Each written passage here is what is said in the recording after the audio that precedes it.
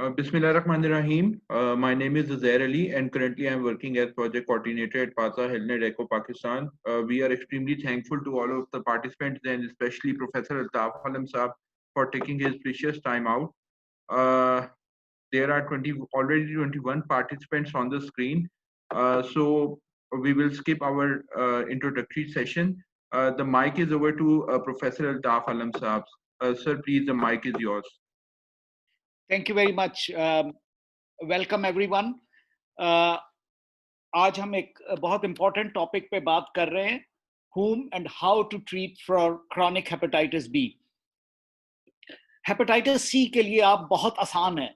अगर आप यही सवाल पूछें कि किसका इलाज करना है hepatitis C, तो answer is very simple. Everyone except those जिनकी life expectancy कम हो, either because of very advanced liver disease or because of other factors like incurable cancer, etc. So hepatitis B में ये सवाल थोड़ा सा मुश्किल है. So simple answer is not everyone needs treatment. Of course, everyone needs management, follow up, whatever, we will talk about that, but not everyone requires treatment. So this is what you have to remember. I have no disclosures to make, and for all those who are outside Lahore, I bring greetings from my beautiful city of Lahore. So इससे पहले कि हम इलाज की तरफ जाएं, important question यहाँ पर ये है कि hepatitis B में होता क्या है? Somebody gets hepatitis B today, what course or what phases of illness can he have? So पहली बात मैं यहाँ पर ये करूँगा कि chronic hepatitis B की definition. So what is chronic hepatitis B? Chronic hepatitis B हम उस वक्त लेबल करते हैं अगर हमें documented पता हो कि hepatitis B surface antigen remains positive for a minimum of 6 months. So ये हर liver disease की, viral disease की कहानी है कि acute और chronic में difference 6 months का है. So time के बारे में जब आप बात करें, तो you have to keep this in mind कि chronic hepatitis B means कि virus has been in the body for at least 6 months, maybe for many years, that's fine, but at least for 6 months. Chronic hepatitis B की दो types हैं. ये फारूकी साहब पिछली meeting में cover कर चुके हैं. E antigen positive disease और E antigen negative disease. E antigen positive disease को classically हम wild type of virus कहते हैं और E antigen negative disease को simply mutant virus कहते हैं, जिसने mutate करके E antigen बनाना बंद कर दिया है. Worldwide इस वक्त E antigen negative disease is more common than E antigen positive disease everywhere in the world. So you have to remember this. E antigen negative disease को mutant virus और technically ये core promoter mutant या pre-core mutant भी कहा जाता है. But आपने सिर्फ ये याद रखना है कि hepatitis B दो किस्म के हैं, एक E antigen positive, एक E antigen negative. आज अगर किसी के जिस्म में वायरस गया है और 6 महीने तक रहता है, तो वो कैसे बिहेव कर सकता है? ये 4 phases हैं जो यहाँ पर दिखाए गए हैं. Number 1, immune tolerant phase. Immune tolerant phase ये जैसे आप देख सकते हैं, DNA बहुत ज़्यादा है, E antigen positive है, लेकिन ALT normal है. अगर यहाँ पर आप liver biopsy करें, तो liver biopsy में कोई inflammation नहीं होगी और कोई fibrosis नहीं होगी. Although ये हमेशा true नहीं है और हम देखेंगे कि कुछ patients में हम ऐसी situation में भी treat करते हैं. इस कंडीशन को जनरली स्पीकिंग ट्रीट नहीं करना, एक्सेप्ट एक या दो सिचुएशन में जो हम इंडिकेशंस पर डिस्कस करेंगे. दूसरा फेज है इम्यून एक्टिव फेज. इसको इम्यून एक्टिव फेज इसलिए भी कहते हैं कि बॉडी का इम्यून रिस्पॉन्स और वायरस की अब जंग शुरू हो गई है और लिवर में कोलैटरल डैमेज हो रहा है। इसलिए ALT fluctuating but always high होगी और DNA level fluctuating but immune tolerant phase से कम, लेकिन हमेशा मोर देन 2000 इंटरनेशनल यूनिट्स। ये भी याद रखें, ये एक बड़ी मैजिक फिगर है 2000 से ऊपर। जो हमारा सारा गोल है ट्रीटमेंट का और जो सारा स्टार्टिंग ऑफ ट्रीटमेंट का प्री रिक्विजिट है, वो कम से कम 2000 इंटरनेशनल यूनिट्स वायरस के मौजूद होने चाहिए, एक्सेप्ट अ फ्यू सिचुएशन जहां पर हम बाद में बात करेंगे। So E antigen positive disease के दो phases, immune tolerant and immune active. Immune tolerant में very high DNA, E antigen positive, ALT normal, liver biopsy normal. Immune active phase में DNA fluctuating but more than 2000, ALT fluctuating but always high, E antigen positive as we have already mentioned कि ये उसी की type है। और अगर यहां पर आप लिवर बायोप्सी करें तो जैसे मैंने बताया कि वायरस और इम्यून सिस्टम की जंग शुरू हो चुकी है और कोलैटरल डैमेज लिवर को हो रहा है। सो उसमें आपको इन्फ्लेमेशन भी मिलेगी, फाइब्रोसिस भी मिल सकता है। सो ये ई एंटीजन पॉजिटिव डिजीज के बारे में हो गई। E antigen negative disease again is of two types. Inactive carrier state, हम ये टर्मिनोलॉजी नेक्स्ट स्लाइड पे देखेंगे कि थोड़ी सी चेंज हुई है, जिसमें again E antigen negative, virus flat and less than 2000 international units, ALT normal, और अगर आप बायोप्सी करें तो लिवर बायोप्सी नॉर्मल होगी। यहां पे वायरस और होस्ट एक इक्विलिब्रियम में चले गए हैं और यहां पर वो इम्यून सिस्टम को छेड़ नहीं रहा, इसलिए कोई डैमेज नहीं हो रहा और वायरस रेप्लिकेट भी नहीं कर रहा, इसीलिए इसको इनएक्टिव कैरियर स्टेट कहते हैं। ऐसे मामोरा ने दोनों मिलके देखे। चलो, दूसरी ई एंटीजन नेगेटिव डिजीज में रीएक्टिवेशन या इम्यून स्केप की फेज है।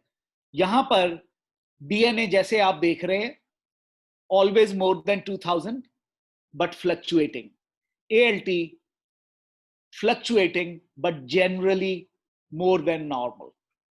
सो ये 4 फेजेस हैं जो, और टर्मिनोलॉजी ये ओल्ड है, ईजल ने 3 साल पहले इसको चेंज कर दिया है और इम्यून टॉलरेंट को hepatitis B E antigen positive chronic infection का नाम दे दिया और E antigen positive immune reactive phase को E antigen positive chronic hepatitis का नाम दे दिया।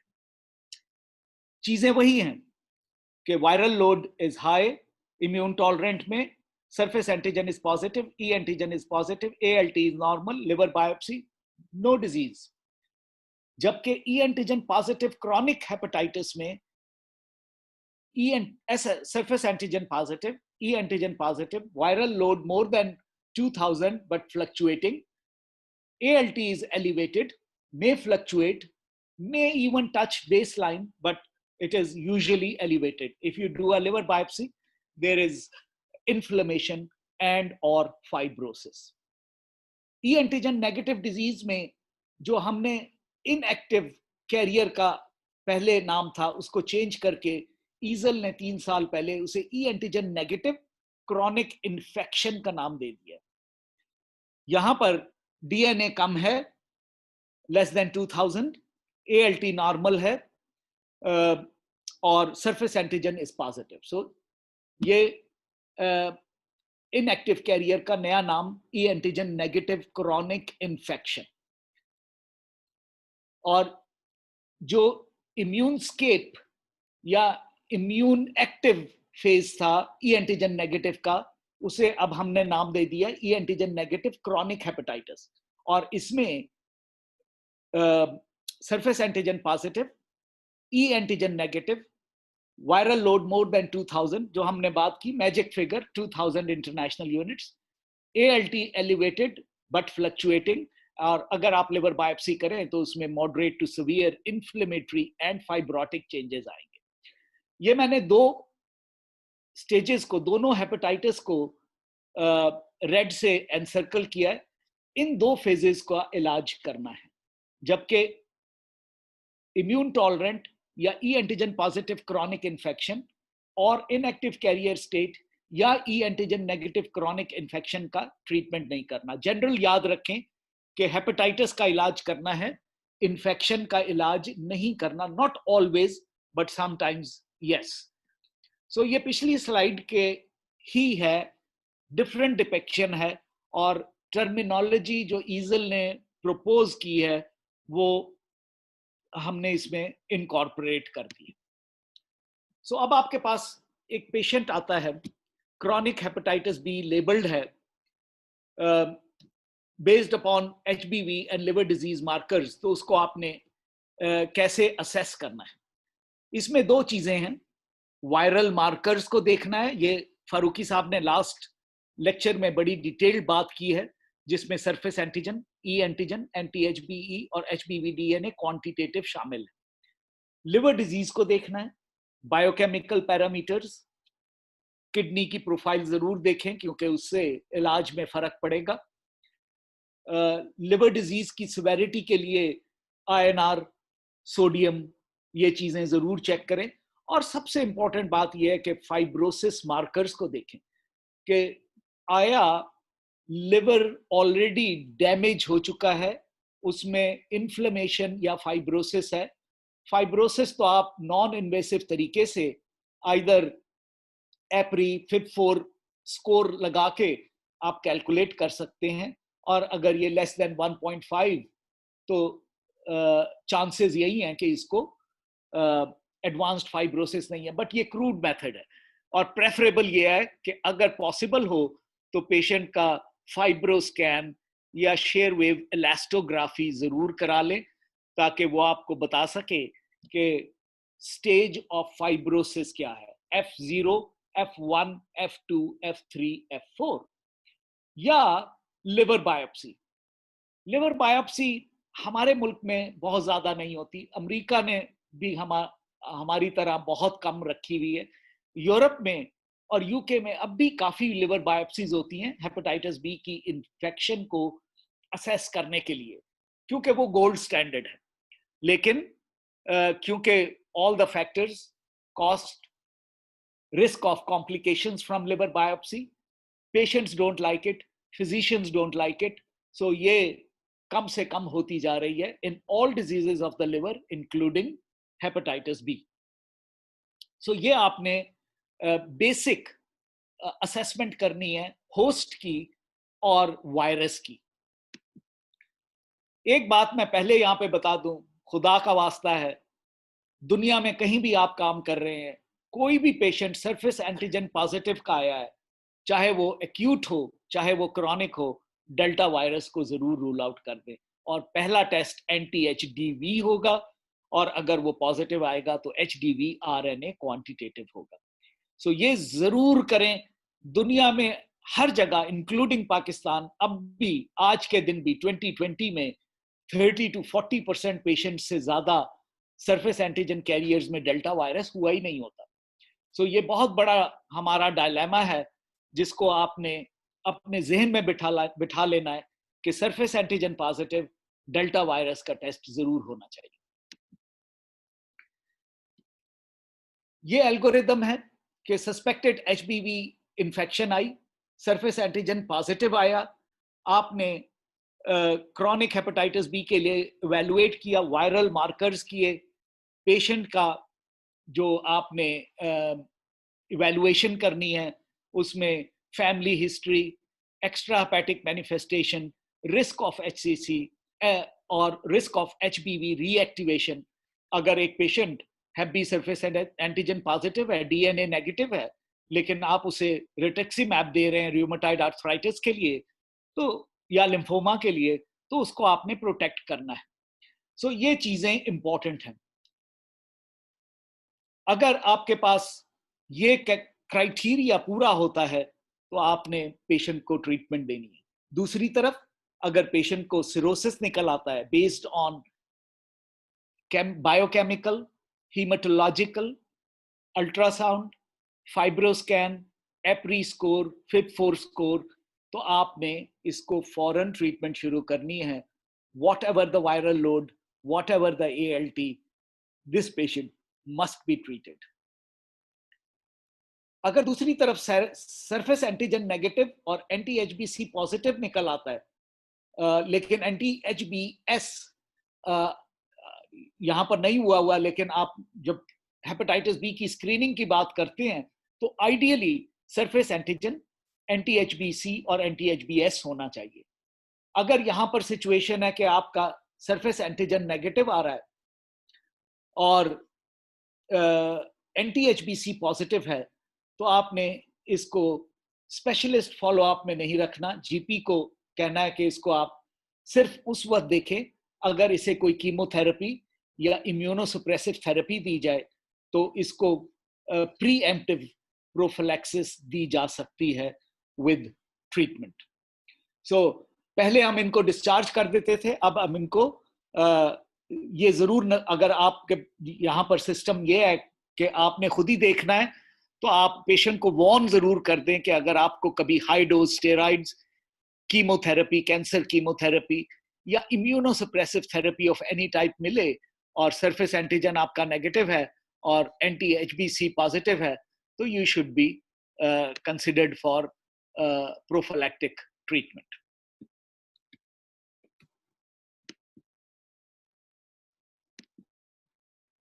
सॉरी, मैं स्लाइड मेरी स्टक हो गई है, मैं इसको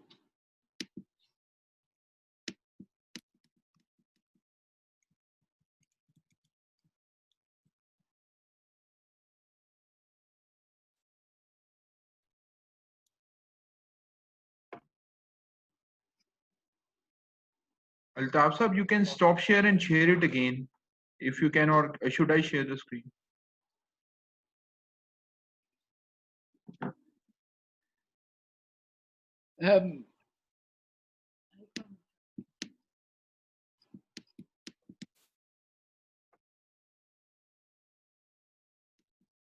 आप स्टॉप शेयर कर देंगे प्लीज. ओके, मैं दोबारा शेयर करता हूं जी.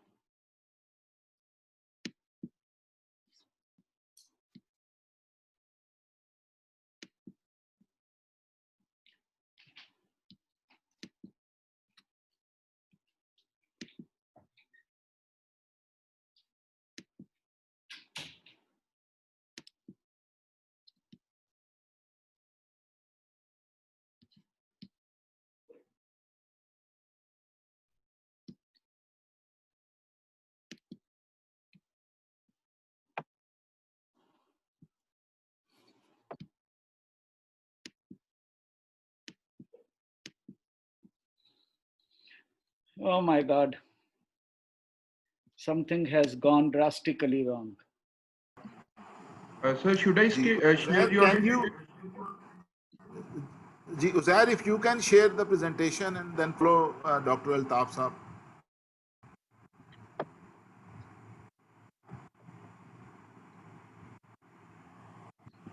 Sir, are you with me? Ji. Oh, wait a moment. Right. ठीक है, स्लाइड नंबर 9 पर चले जाएं प्लीज. This one? आगे आगे आगे आगे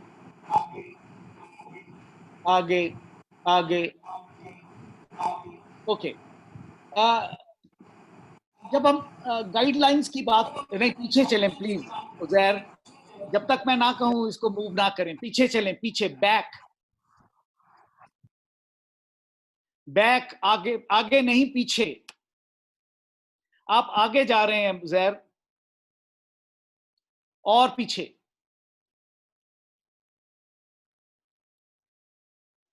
पीछे चलें, और बेटा आप आगे जा रहे हैं, पीछे चलें.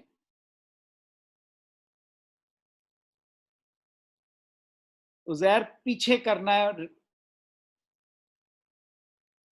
स्लाइड नंबर 9 पर आ जाएं प्लीज जी. इसको फुल डिस्प्ले कर दें.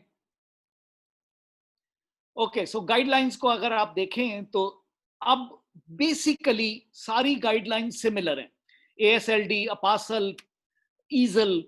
सिर्फ यहां पे ये डिफरेंस है कि ईजल और अपासल में थोड़ा सा डिफरेंस है कि ई एंटीजन नेगेटिव और ई एंटीजन पॉजिटिव डिजीज में अगर मोर देन 20,000 इंटरनेशनल यूनिट्स हों और ALT more than 20, no further workup is needed like liver biopsy और फाइब्रोसिस स्कोर इस पेशेंट का इलाज करना है।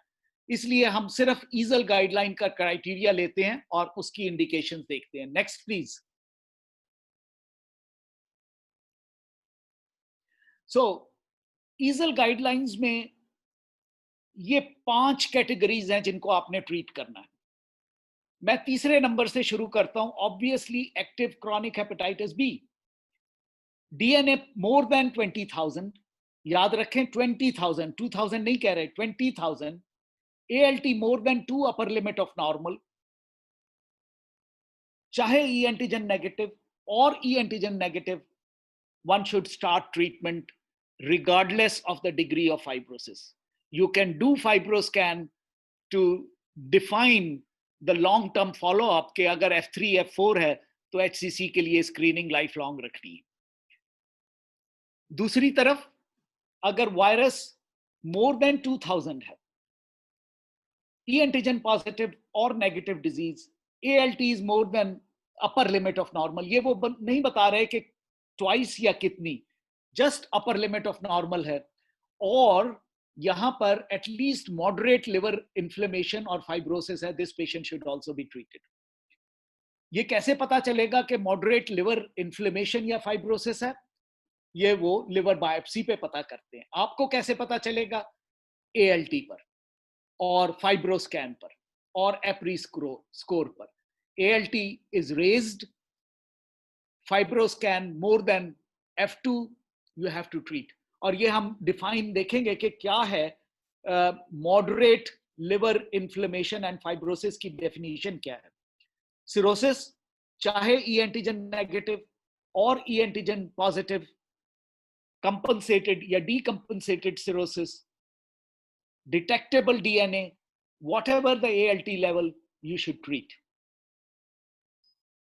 So होना जरूरी है, चाहे वो 20 हो, चाहे 30 हो, चाहे 40 हो, क्योंकि अगर ये कहा जाता है कि वायरस है ही नहीं तो what are you going to treat despite surface antigen positivity? Although people can make a case कि उन्होंने सारी लिवर डिजीजेस को रूल आउट कर दिया है और लिवर बायोप्सी में उन्हें DNA मिल रहा है लिवर बायोप्सी में या टिश्यूज में, तो वो they can make a case to treat in such patients, but generally speaking the guidelines recommend कि DNA पॉजिटिव होना चाहिए। अब इंडिकेशन नंबर 4 पर आ जाएं और 5 पर। ये दो नई चीजें हैं। ई एंटीजन पॉजिटिव क्रॉनिक इन्फेक्शन, जिसको हम इम्यून टॉलरेंट फेज कहते थे, मोर देन 30 इयर्स ओल्ड, यानी very high HBV DNA, E antigen positive, normal ALT, they may be treated if they are more than 30 years old। So ये नई indication है, याद रखें कि may be treated, ये 100% नहीं है। और यहां पर आप इनकी ग्रेड ऑफ रिकमेंडेशन और स्ट्रेंथ ऑफ एविडेंस भी देखें, ये लो है। So if you follow up you are doing fine, but now I treat immune tolerant patients who are more than 30 years old।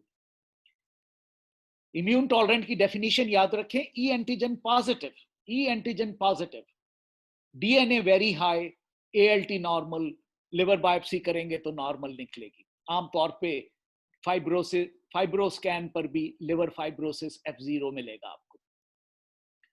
Number 5, family history. चाहे आपके पास ई antigen positive है या ई antigen negative patient है, chronic hepatitis B का जो normally in indications को, ऊपर वाली इंडिकेशंस को पूरा नहीं कर रहा, यानी वायरस 20,000 भी नहीं है, मोर देन 2,000 भी नहीं है, लेकिन इनमें फैमिली हिस्ट्री ऑफ HCC या सिरोसिस, या एक्स्ट्रा हेपेटिक मैनिफेस्टेशंस हैं, जैसे किसी को किडनी डिजीज है due to hepatitis B, skin disorder है, lymphoproliferative disorder है, these patients should be treated now. So E antigen positive chronic infection या immune tolerant phase more than 30 years old, and those with extra hepatic manifestations and family history of cirrhosis and HCC, such patients should be treated now. Next slide, please.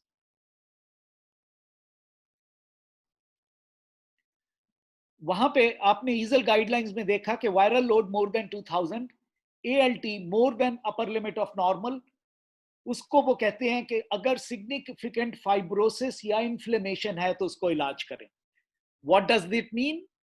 Significant fibrosis means score of 2 और मोर, यानी F1 से निकल चुका है, F2 है either on fibroscan or on liver biopsy. This means significant fibrosis.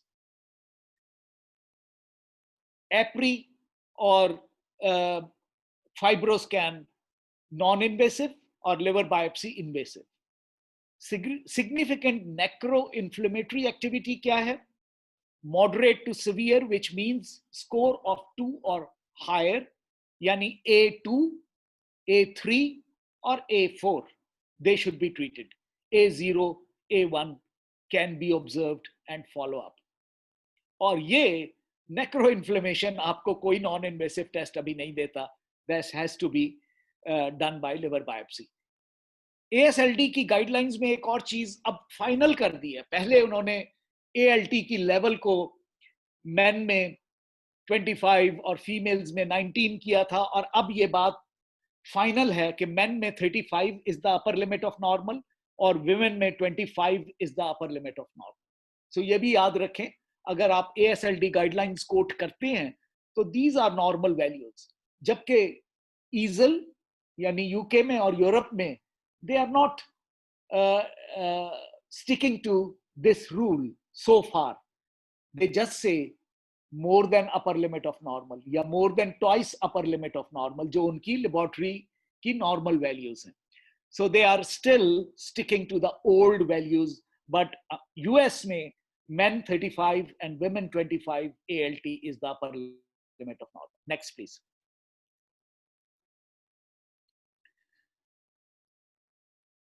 जो आज के दौर में 2020 में ट्रीटमेंट है वो इंटरफ्रॉन है और ओरल ड्रग्स है. इंटरफ्रॉन की बात पहले कर लें. It is still recommended, but it is being used less and less often.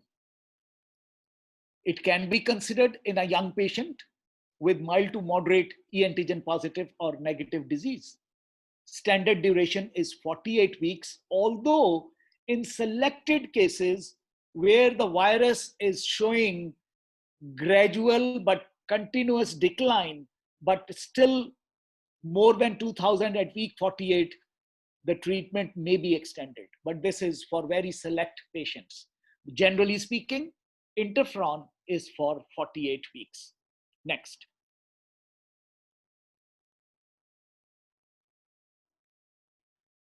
फर्क क्या है ओरल और इंटरफ्रॉन में? आई एम ग्लैड कि हम इस दौर में हैं जहां पर आप सब ने इंटरफ्रॉन को एक्सपीरियंस किया हुआ है. यू ऑल नो कि इसके साइड इफेक्ट्स हैं, इसका इंजेक्शन है, यहां पे कोई रेजिस्टेंस नहीं बनता. इसमें हम बेस लाइन पे और on treatment stopping rules apply कर सकते हैं. सेफ्टी, साइड इफेक्ट्स ये प्रॉब्लमेटिक है, लेकिन ये फाइनाइट ड्यूरेशन है. 48 weeks is all that you need. जबकि ओरल थेरेपीज ये अनप्रिडिक्टेबली लॉन्ग टर्म ट्रीटमेंट होती है, बोथ ई एंटीजन नेगेटिव और ई एंटीजन पॉजिटिव में. You have to meet certain end points of therapy जो हम बाद में डिस्कस करेंगे. ये हर एक पेशेंट को दी जा सकती है, सिरोटिक को, डीकम्पनसेटेड सिरोटिक को, जबकि इंटरफ्रॉन सेफ नहीं है इन सिरोटिक्स और डीकम्पनसेटेड सिरोटिक्स में तो कंट्राइंडिकेटेड है. लिवर ट्रांसप्लांट पेशेंट्स में interferon is not a very good therapy. So oral therapy is used in such situations. Problems इसके साथ क्या हैं? Indefinite duration, risk of resistance.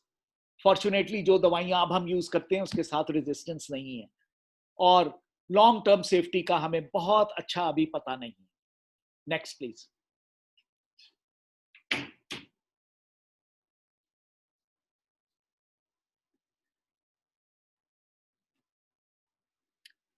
Now in 2020, there are only 3 drugs which are recommended to be used for chronic hepatitis B: entecavir, tenofovir disoproxil fumarate, and tenofovir alafenamide.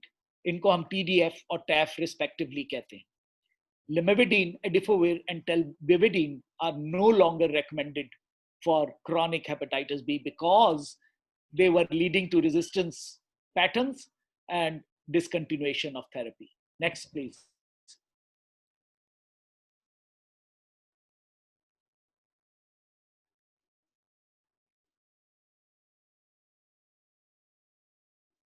Next, please, Uzair. Sir, it's not working, I guess. Kindly wait a moment. It's slide number. Same issue over here.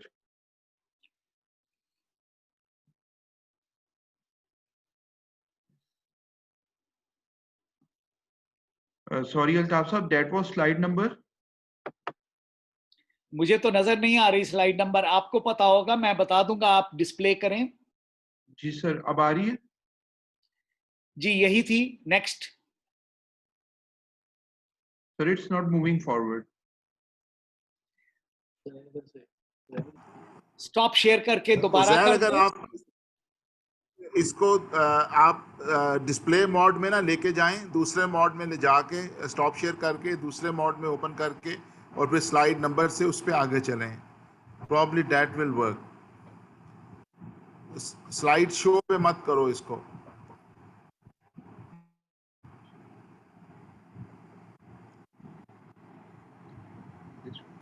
आपको एक दफा presentation desktop पे close करनी पड़ेगी, उसको दोबारा open करनी पड़ेगी. I'm sorry everybody, I don't know, something is happening today. So, but anyhow, we are all tuned. Mashallah, there's 70 plus participants still waiting to hear. जी जी, अब उज़ैर इसी पे नीचे जाएं. हाँ चलें. बस स्लाइड 14. नेक्स्ट. हाँ, इसी तरह रहने दें, इसी तरह हम मूव करते हैं जी. सो लेमेविडीन, एडिफोविर और टेल्बिविडीन आपने यूज नहीं करनी. टेनोफोविर की अब 2 ड्रग्स अवेलेबल हैं, टेनोफोविर एलाफेनामाइड और टेनोफोविर डाइसोप्रोक्सिल फ्यूमरेट. फर्क सिर्फ ये है कि TDF प्लाज्मा में प्रो ड्रग में रिलीज हो जाती है, इस तरह किडनी और बोन में को एक्सपोजर बहुत ज्यादा मिलता है और इसकी वजह से नेफ्रो और बोन टॉक्सिसिटी होती है. जबकि टेनोफोविर एलाफेनामाइड हेपेटोसाइट के अंदर जाके रिलीज होती है, इसलिए सर्कुलेशन में नहीं होती और इसकी वजह से बोन और किडनी साइड इफेक्ट्स नहीं है. Next please. And points of therapy. अगर आप ओरल ड्रग्स यूज कर रहे हैं तो HBV DNA सुप्रेशन होना चाहिए, which means less than 2000 international units. E antigen positive disease में E antigen disappear होनी चाहिए और anti-HBe appear होनी चाहिए. और जब ये हो जाए तो एक कंसोलिडेशन फेज जिसको कहते हैं of 12 to 18 months का आपने करना है, फिर इलाज बंद करना है. So E antigen zero convert, E antigen disappear, anti-HBe positive हो गई, DNA सुप्रेस हो गया लेस देन 2000, ALT नॉर्मलाइज हो गई, और अगर सरफेस एंटीजन लूज हो गई जो कि बहुत कम होती है, that is the ideal treatment and point. E antigen negative disease में ई एंटीजन का मार्कर अवेलेबल नहीं है, लेकिन जनरली स्पीकिंग ई एंटीजन नेगेटिव डिजीज की ट्रीटमेंट लाइफ लॉन्ग होती है, लेकिन अब हमारे पास सफिशिएंट डेटा मौजूद है कि अगर आपने 2 to 3 years को वायरल सुप्रेशन अचीव की हुई है, ALT नॉर्मल है, तो आप एक अटेम्प्ट कर सकते हैं of stopping therapy. Of course इसमें फ्लेयर होगा, और अगर गुड फ्लेयर हो तो आप कंटिन्यू करें, बैड फ्लेयर है तो आप रीस्टार्ट कर दें। इसका फायदा क्या होगा? सरफेस एंटीजन लॉस हमें मेजॉरिटी ऑफ पेशेंट्स में, मेजॉरिटी तो नहीं, एक सब्सटेंशियल नंबर ऑफ पेशेंट्स में मे बी 20 to 30% में मिल जाएगी। Next please.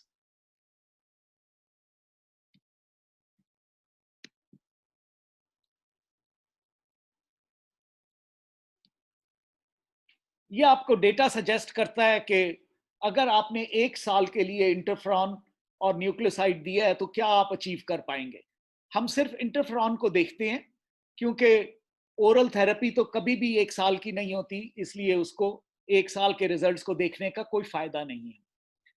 So peg interferon के साथ surface antigen loss after 1 year 3 to 7%, ALT 1/3 में normal, DNA suppression up to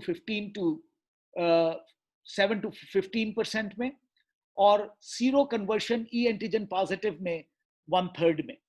So this is what we can achieve with interferon. Next, please.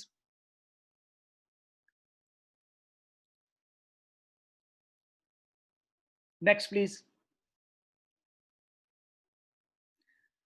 Oral therapy जब आप continue करते हैं over the years, अब हमारे पास 8 to 10 years तक का data मौजूद है, तो आप देख सकते हैं whatever you use, either entecavir और टेनोफोवेर, आपके रिजल्ट्स वायरल सुप्रेशन के बहुत अच्छे हैं। So after 5 years it approaches 95 to 100%. So you are achieving good viral suppression with oral drugs when you continue therapy for up to 3 to 5 years. Next, please. वो कौन से patients हैं जिनमें आपको TDF यूज नहीं करनी चाहिए, बल्कि टेनोफोवेर एलाफिनामाइड यूज करनी चाहिए या एंटीकावेर यूज करनी चाहिए? वो हैं पेशेंट्स मोर देन 60 जिनमें एग्जिस्टिंग बोन डिजीज है या जिनमें एग्जिस्टिंग रीनल डिजीज है। सो इन पेशेंट्स को आप आइदर एंटीकावेर देंगे या टेनोफोवेर देंगे। ये भी याद रखें कि रीनल इंपेयरमेंट के साथ एंटीकावेर का डोज एडजस्ट करना पड़ता है। Tenofovir alafenamide up to 15 creatinine clearance 15 mils per minute तक के लिए आपको डोज चेंज की जरूरत नहीं है, उसके बाद ये रेकमेंडेड नहीं है। Next please. सिरोसिस जो हमने अपफ्रंट कहा कि या तो लिवर बायोप्सी या फाइब्रोस्कैन, वो इसलिए जरूरी है कि इनको आपने लाइफ लॉन्ग फॉलो अप करना है, वेरिसीज डिटेक्ट करनी है और उनको अप्रोप्रिएटली ट्रीट करना है। हेपेटोसेलुलर कार्सिनोमा की सर्वेलेंस शुरू करनी है और कंटिन्यू करनी है with ultrasound and alpha feto every 6 months। But यहाँ पर सिरोटिक पेशेंट्स में there is urgency of treatment, treatment is life long. इन पेशेंट्स में आपने इलाज बंद नहीं करना, चाहे वो ई एंटीजन नेगेटिव हैं चाहे ई एंटीजन पॉजिटिव हैं। इंटरफ्रॉन यूज नहीं करनी प्रेफरेबली, चाहे वो कंपनसेटेड सिरोटिक हो, because it can induce decompensation as we know from hepatitis C era. Next please. Nucleoside को डिसकंटिन्यू कब करना है? नंबर 1, आपका सरफेस एंटीजन लूज हो गया और सरफेस एंटीजन खत्म होने के बाद antibodies to surface antigen appear हो गई। This is surface antigen loss and seroconversion. This is one indication to stop. E antigen positive cases में E antigen seroconvert हो गई, जैसे हमने पहले बात की, E antigen disappear हो गई, anti-HB appear हो गई, DNA suppressed है, तो आपने एक period of consolidation which should be 12 to 18 months with close monitoring post stopping treatment आपने बंद कर सकते हैं। नॉन सिरोटिक ई एंटीजन नेगेटिव पेशेंट्स में वो पेशेंट्स जिनमें आपने 3 years का वायरोलॉजिकल सुप्रेशन अचीव कर लिया with nucleoside analogues may be considered if close monitoring is guaranteed. इसका क्लोज मॉनिटरिंग का मतलब क्या है? एवरी मंथ आपने LFTs और BDNA क्वांटिटेटिव चेक करना है, because these patients can develop flare for, और इनको 6 months तक एवरी मंथ करना है. उसके बाद एवरी 3 months फॉर 2 years, और उसके बाद एवरी 6 months कंटिन्यू करना है, because they can develop a bad flare and go into hepatic decompensation. Next, please. इसको मैं छोड़ देता हूं. नेक्स्ट. जैसे मैंने बताया कि जब आप इंटरफ्रॉन यूज करते हैं तो आप अर्ली स्टॉपिंग रूल अप्लाई कर सकते हैं, पर्टिकुलरली इन जीनोटाइप डी. और ये rules are based on DNA levels and surface antigen levels. It is not surface antigen that you check, this is quantitative surface antigen, जो Abbott architect या Roche Elecsys से आप determine करते हैं. So quantitative surface antigen levels और quantitative DNA levels पर आप stopping rules early at week 12 और 24 अप्लाई कर सकते हैं. आपने 12 हफ्ते में देखा कि सरफेस एंटीजन लेवल डिक्लाइन नहीं हुई और वायरस का भी डिक्लाइन लेस देन 2 log है. आप स्टॉप करें और न्यूक्लियोटाइड और न्यूक्लियोसाइड एनालॉग पे चले जाएं, क्योंकि इस पेशेंट को फायदा नहीं होगा चाहे आप 48 वीक्स ट्रीटमेंट देते रहें. Next please. इससे पहले कि मैं अपने केसेस निकालूं, मैं एक केस डिस्कस करता हूं पहले, और उसके बाद डॉक्टर कायनात एक केस प्रेजेंट करेंगे.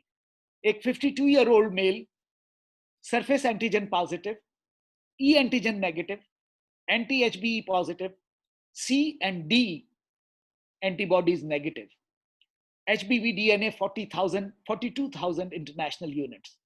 उसको हम 6 माह तक देखते रहे, क्योंकि हमने डिफाइन करना है कि ये क्रॉनिक हेपेटाइटिस बी है और वायरस खुद ब खुद 6 महीने में खत्म नहीं हो जाता.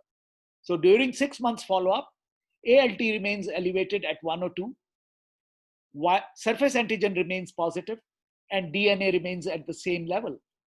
Creatinine is 0.8, ultrasound is normal, no history of previous treatment for hepatitis B. How will you treat him? Manage ko chhode. How will you treat him? Next slide. So what next? Next slide, please. यहां पर आप jump ना करें treatment पे. Please educate your patient कि उसको क्या है, what to expect in future, यानी natural history of disease discuss करें. जो आपने उसकी लाइफस्टाइल मॉडिफिकेशंस करनी है वो बताएं, because a B surface antigen positive patient with high DNA, particularly like this, can infect everyone around him. So आपने कहना है कि जाती इस्तेमाल की वो तमाम चीजें जिस पर इसका खून लग जाता है वो अलग रखें, मसलन तौलिया, टूथब्रश, रेजर, कंघी, नेल कटर, हेयर ब्रश. खून निकले उसको कोई दूसरा आदमी हाथ ना लगाए, जख्म हो उसको कवर करके रखें. साथ रहने, साथ खाने, साथ सोने से कुछ नहीं होता अगर बाकी तमाम फैमिली मेंबर्स ने अपने आप को चेक करा के, और जिन्होंने हिफाजती टीका नहीं लगवाया हुआ है उन्होंने हिफाजती टीका लगवा लिया. मियां बीवी के ताल्लुकात से एक दूसरे को वायरस लगने का रिस्क है, इसलिए जब तक बीवी को 3 टीकों का कोर्स मुकम्मल नहीं हो जाता, मियां बीवी के ताल्लुकात के लिए बैरियर कंट्रासेप्शन या कॉन्डम यूज करें. Protection from hepatitis A and E, साफ पानी, साफ खाना. डाइट क्या लेनी है? पेशेंट नॉर्मल है, डाइट का कोई परहेज नहीं. ड्रग्स और अल्कोहल का परहेज रखना है, कोई हेपेटोटॉक्सिक ड्रग्स ना ले, शराब ना पिए हैवी डोजेस में या अनसेफ लेवल्स में, क्योंकि वो फर्दर लिवर को डैमेज करेगा. मोटा बहुत ना हो, क्योंकि फैटी लिवर कंट्रीब्यूट करेगी as another factor to damage the liver. और फैमिली वैक्सीनेशन की मैंने बात कर ली. घर वाले तमाम लोग हेपेटाइटिस बी चेक कराएं जो नेगेटिव हैं और अभी तक उन्होंने हिफाजती टीका नहीं लगवाया हुआ है, वो हिफाजती टीके का कोर्स मुकम्मल करें. नेक्स्ट.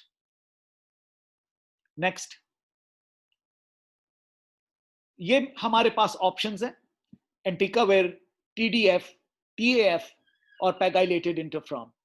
मैंने पेशेंट से बात की और उसने कहा मैं तो टीके लगवाऊंगा ही नहीं. So I started him on tenofovir after discussion with patient and mutual agreement. अब ये E antigen positive है, मैं इसका इलाज कितनी देर का दूंगा? Next slide. नेक्स्ट. वही बात जो हमने पहले की थी. E antigen पॉजिटिव में E antigen डिसअपियर हो जाए, E एंटीबॉडी अपीयर हो जाए, DNA सुप्रेस रहे लेस देन 2000, ALT नॉर्मल है. जिस वक्त ये हो 12 to 18 मंथ्स का कंसोलिडेशन पीरियड देने के बाद आप बंद कर सकते हैं, और बंद करने के बाद वेरी क्लोज फॉलो अप, क्योंकि इन पेशेंट्स में भी अराउंड 30 to 50% में रिलैप्स हो सकता है. नेक्स्ट. ये मैं केस डिस्कस नहीं करता. मैं आप स्टॉप शेयर कर दें. उजैर, डॉक्टर कायनात के पास एक केस है जो वो प्रेजेंट करना चाहती हैं. Doctor Kainat, are you there? Yes sir. Okay, go ahead with your case. Uzair, आप शेयर कर देंगे case? Okay. Yes, ma'am. Are you with me? जी Uzair.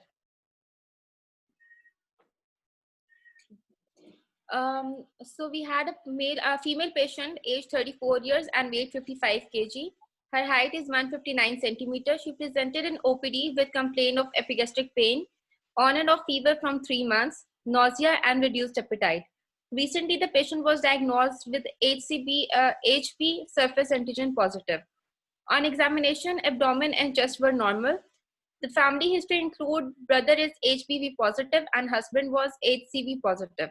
There is no previous medical history. Her investigations are HP include HP is 11.3, TLC 8.4, platelet 356, urea 26, creatinine 1.1, bilirubin is 1.0, ALT 54, AST 36, alkaline phosphatase 341, albumin 4.4, PTINR 14.2 by 1/1, sugar is 91, HBe antigen is negative, anti-HBe antibody is positive, anti-HIV and anti-HTV both are negative. Her HPV DNA PCR quantitative was 9513813. On ultrasound abdomen, there was a fatty hepatomegaly. So my question is there any further need of any further investigation? And question number 2 is that should we start treatment in this patient? ठीक है, thank you doctor कायनात. आप सिर्फ मुझे ये बता दें to begin the discussion कि ये पेशेंट किस कैटेगरी में बिलोंग करता है. Is this immune tolerant, immune active, और इनएक्टिव कैरियर और इम्यून स्केप, या दूसरी तरफ बता दें ई एंटीजन पॉजिटिव क्रॉनिक इन्फेक्शन है या हेपेटाइटिस है, या ई एंटीजन नेगेटिव इन्फेक्शन है या हेपेटाइटिस है. किस कैटेगरी में बिलोंग? ई एंटीजन नेगेटिव इन्फेक्शन है. ओके.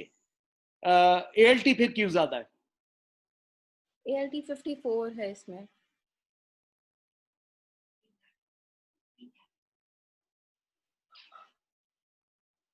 राइट. आपका जवाब ये होना चाहिए कि बी से भी हो सकता है और फैटी लिवर से भी हो सकता है. जी जी. तो हमारे पास डिफरेंशिएट करने के लिए तो कुछ नहीं है. अगर आप इसका एएलटी देखें तो इट इज 54, और जैसे मैंने बताया एएसएलटी गाइडलाइंस के मुताबिक फीमेल में 25 is the upper limit of normal. So this is more than twice upper limit of normal. जी. डीएनए कितना है? More than 20,000. We don't want to know कितना है, मिलियंस में है, 9 मिलियन है, लेकिन it is more than 20,000. Ultrasound पे लिवर नॉर्मल है. इसका एप्री मैंने कैलकुलेट अभी किया है 0.25. सो ये patient more than 20,000, ALT more than upper limit of normal. अगर ये यूरोप में होगा तो इसकी लिवर बायोप्सी होगी. अगर पाकिस्तान में होगा और अफोर्ड कर सकता है या अवेलेबल है तो इसका फाइब्रोस्कैन जरूर करें बेसलाइन के लिए. Ultrasound is not a test of fibrosis. This is operator dependent, and you can miss F3, F4 by an inexperienced ultrasonologist. So, question जो आपका है, नीचे करें जरा. Is there need for any further investigation? Of course, जैसे मैंने कहा, liver biopsy अगर यूरोप में होगा, अमेरिका में या पाकिस्तान में होगा या और दुनिया में होगा, तो वहां पर लिवर बायोप्सी हम बहुत कम करते हैं. हम ज्यादा से ज्यादा फाइब्रो स्कैन करेंगे. वो अफोर्ड नहीं करता या अवेलेबल नहीं है, एप्री कैलकुलेट करेंगे. एप्री इज लेस देन 0.25 इस पेशेंट में. सो ये नॉन सेरोटिक है, एडवांस्ड फाइब्रोसिस नहीं है, ई एंटीजन नेगेटिव है, सो इम्यून टॉलरेंट नहीं है. ये ई एंटीजन नेगेटिव क्रॉनिक हेपेटाइटिस है और इसका ALT more than twice upper limit of normal है. सो आई विल बी, और एज भी देखें 34. सो ऑल्दो ई एंटीजन नेगेटिव डिजीज में ये रिकमेंडेशन नहीं है कि अगर मोर देन 30 हो तो इलाज करें, वो इम्यून टॉलरेंट में है. लेकिन age is important as well, an important factor. और वेट इसका सिर्फ 55 kg है, सो ओबीज नहीं है. So I would err in on the side of safety, और मैं इसको ट्रीटमेंट शुरू कर दूंगा एप्री कैलकुलेट करके या फाइब्रो स्कैन करके. I will start this patient on oral nucleotide analogues और आइदर एंटिकाविर और TDF. टैफ की यहाँ पे जरूरत नहीं है. लेस देन 60, कोई बोन डिजीज की हिस्ट्री नहीं है, कोई रीनल डिजीज की हिस्ट्री नहीं है, creatinine is normal. So I would start this patient on entecavir और TDF and continue therapy practically lifelong. लेकिन अगर पेशेंट इंसिस्ट करेगा और विलिंग होगा for stopping therapy and regular follow up, जो कि कम्बरसम होगा, एक्सपेंसिव होगा, every month for 6 months, every 3 months for 2 years, and every 6 months thereafter, I can stop therapy after 3 years of viral suppression, which means DNA has been either undetectable or less than 2000. ALT has become normal, and there is no progression of fibrosis either on APRI or on fibroscan. So I would consider stopping therapy after 3 years of viral suppression, not from today, but 3 years of viral suppression, which may take 6 to 12 months itself. So according to the guidelines, ये है. अगर कोई discuss करना चाहता है इस question में या कोई ऐड करना चाहता है या कमेंट देना चाहता है तो प्लीज फील फ्री. जी sir, thank you very much. Dr. Asad here. Uzair, if you can stop share. There were two very pertinent comments. One is by Professor Anwar Khan. He's actually traveling. I wanted to take him online, but he said he cannot talk at the moment. उनका ये comment है कि we must check this patient for autoimmune hepatitis also. So that's and rule out primary biliary cholangitis or and other disorders related to that. और एक Usman Ghani, doctor Usman Ghani का pertinent point है because the husband is hepatitis C positive. तो यहाँ पे जो आपने reports दी हैं कायनात, उसमें anti-HCV नहीं है, तो we have to exclude hepatitis C also. So both are very relevant. Very good points. So both are relevant, and sorry I missed them, but yes, both are relevant. Very important. Sir इसमें anti-HCV patient का negative ही था. ठीक. Okay, चलो, that's fine. और मेरे ख्याल में we when counseling the patient, we have to ensure कि husband has been adequately treated for hepatitis C also. तो ये भी उसकी counseling में एक additional point होगा. So we still have a few minutes. There is one question in chat. Why not TAF in this case? Dr. Altaf, you would like to answer? Well, TAF अभी शुरू हुई है. हमें long term safety, long term उसके effects का अंदाजा नहीं है. We know कि it is equally effective. लेकिन currently guidelines की recommendation ये है कि more than 60 or 65 and those with bone and renal disease. So you can do that, but no, I do not. I follow the guidelines. Okay. One question in the chat is about testing for Delta virus. Delta virus was negative. Or Uzair, can you unmute Dr. Vakar? He wants to ask a question, and then we'll take one question from Kuratul and Malik. So two questions are allowed. So if you can unmute Dr. Vakar, Uzair.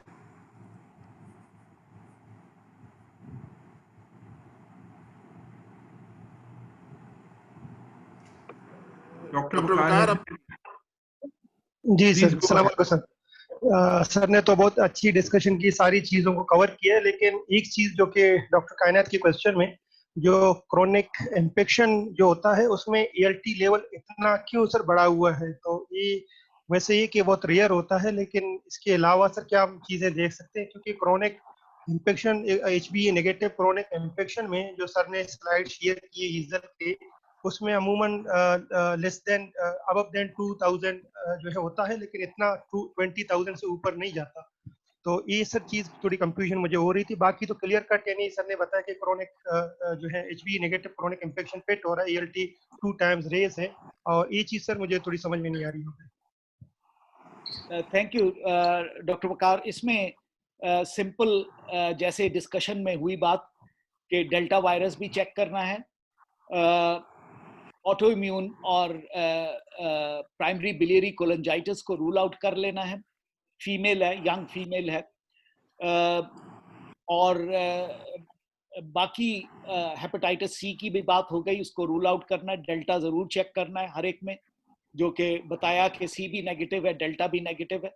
So ALT elevated इस particular patient में अगर auto immune भी नहीं है, कोलिस्टैटिक syndromes भी नहीं है, और फैटी लिवर हो सकता है which is contributing to raised ALT, लेकिन E antigen negative, very high viral load and raised ALT, या तो आप लिवर बायोप्सी करके ये प्रूव करें कि इसमें नेक्रो इन्फ्लेमेशन है या नहीं है, और दूसरी सूरत यही है कि more than twice upper limit of normal, more than 20,000 according to the guidelines, no further need for liver biopsy, no further need for any other test, and you proceed with treatment, maybe after doing a fibroscan to characterize the patient कि ये F01 किस category में आता है। So आपका point बड़ा valid है, and we have already discussed that. Thank you. Dr. Kuratul N. Malik Saiba has been requested to unmute herself.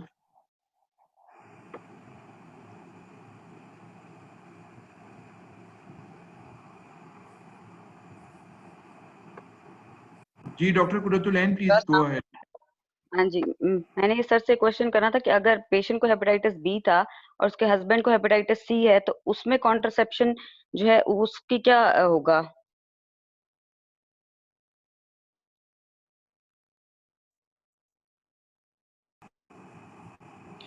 जी, मैं समझ गया आपका क्वेश्चन, ऑल्दो आपकी आवाज बीच में ब्रेक हुई है। अगर हस्बैंड को हेपेटाइटिस सी पॉजिटिव है और उसका PCR भी पॉजिटिव है, तो risk of transmission sexual route से बहुत कम है, लेकिन थ्योरेटिकली पॉसिबल है। सो आप ये कर सकते हैं कि हस्बैंड को भी ट्रीट करें हेपेटाइटिस सी को, और जब वो नेगेटिव हो जाए तो रिस्क भी खत्म हो जाएगा। लेकिन जनरली स्पीकिंग, अगर एक स्पाउस सी पॉजिटिव है और दूसरा नेगेटिव है, तो हम सेक्सुअल रिलेशनशिप को रिस्ट्रिक्ट नहीं करते या उस पे कंडीशंस नहीं लगाते, because sexual transmission is considered to be very very low. लेकिन हस्बैंड को इससे हेपेटाइटिस बी जरूर लग सकता है। सो जब तक हस्बैंड को बी की वैक्सीनेशन कंप्लीट नहीं होती, आप उसको बैरियर कंट्रासेप्शन की एडवाइस करें। और अगर हस्बैंड चाहता है और बीवी आपस में चाहती हैं कि एब्सोल्यूट प्रोटेक्शन हो फ्रॉम हेपेटाइटिस सी, तो जब तक हस्बैंड का हेपेटाइटिस सी खत्म नहीं होता, बैरियर कंट्रासेप्शन यूज कर सकते हैं। So no harm. It depends कि अगर वो 1 to 2% रिस्क भी नहीं लेना चाहते, So barrier contraception is the answer. Thank you. Thank you very much. We are right at time. I would like to take some concluding remarks from Professor Javed Iqbal Farooqi.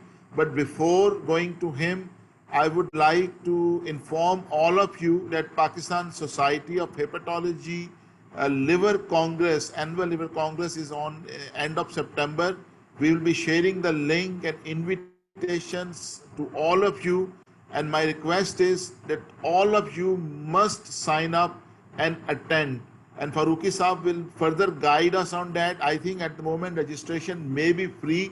And there is ये जितनी बातें ईजल की और America की आप जिन लोगों से सुनते हैं, they will be there to teach you on this aspect. So from me, it's Allah Hafiz. Farooqi Saab, mic is over to you for the last remarks. Thank you. Thank you, Dr. Asad, and we are really thankful to Professor Altaf Alam for such a comprehensive talk on this.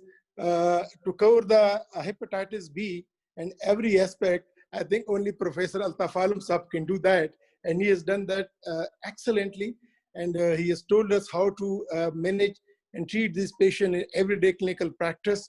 The key is, as he said in the start, that in hepatitis C, treat each and every patient unless contraindicated.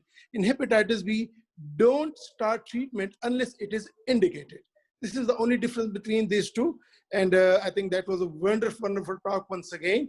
And also on the same note, that we are holding a mega show in the third week of September. Please do join us. You don't need to go to the conference halls to have the travels to miss your working hours. The conference will be in your homes, in your bedrooms, in your offices. So please register and enjoy the live talk to the faculties all around the world. Those who can dream, they will be with us. So I hope, inshallah, we have a very good meeting in September. And a lot of more aspects and discussions will be done on hepatitis B, hepatitis C, HCC, NAFLD, all those things. And I think that is a good learning. And this is the first ever virtual meeting which we are holding in Pakistan. This is a challenge to us as well. So let's make this a great success and show the world that yes, Pakistani can beat any nation in holding such high-tech conferences. From me, once again, thank you very much, Professor Altaf Saab. Only you could do that favor to the subjects. And I learned a lot, despite of that I'm doing treating these patients day in and day out. But I learned so many things here. Once again, thank you very much.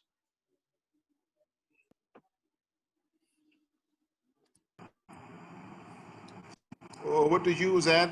You can. Thank you very much, sir. And it remains on me to thank all of you on behalf of PALSA HealthNet Echo Pakistan, especially Professor Altaf Alam Saab and other subject specialists. Our next talk would be on acute HPV infection, HCV co-infection by Dr. Yasir Abbas Zaidi Saab on 9th of September 2020. Till that time, Allah Hafiz.